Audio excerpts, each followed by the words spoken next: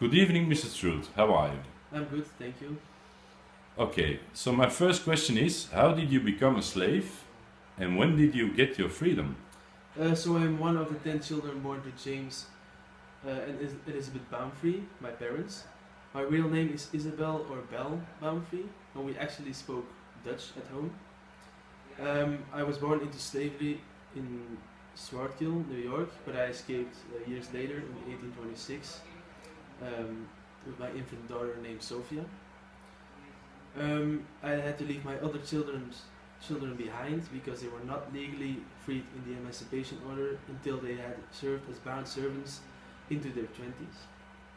Okay, can you tell us how you became an abolitionist and a women's rights activist? Well, when I learned that my son Peter was illegally sold to an owner in Alabama, I took the issue to court in 1828. After months of legal proceedings, I got back my son who had been abused by those who were enslaving him. It was terrible, but I became the first black woman to go to court against a white man and win the case. At this time, I decided to join several abolitionist associations. When did you decide to become Sojourner Truth?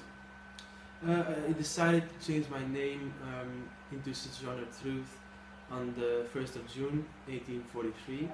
I told my friends, the spirit calls me, I must go.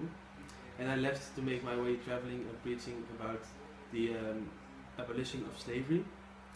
At that time I began attending Millerid Adventist camp meetings.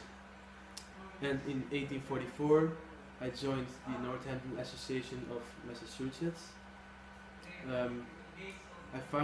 Founded by abolitionists, the organization supported women's rights and religious tolerance, as well as pacifism, so I thought I would fit in pretty well.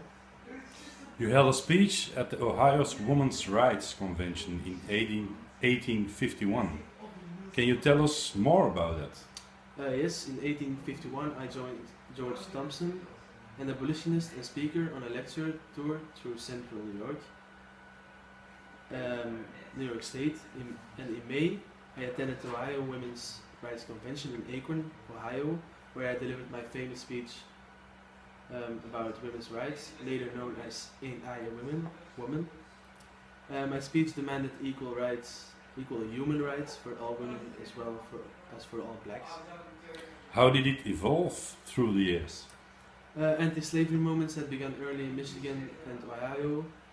Here I also joined the Michigan abolitionists, the Progressive Friends, some who I had already met on international conventions. During the Civil War, I helped recruit black troops for the Union Army. And in 1864, I was employed by the National Freedmen's Relief Association in Washington, D.C., where I worked diligently to improve conditions for African Americans. And in October of that year, I met President Abraham Lincoln. And a year later, while I was working at the Freedmen's Hospital in Washington, I rode streetcars to help force the desegregation. Okay, thank you for this interview and have a good evening, Mr. You're Street. welcome.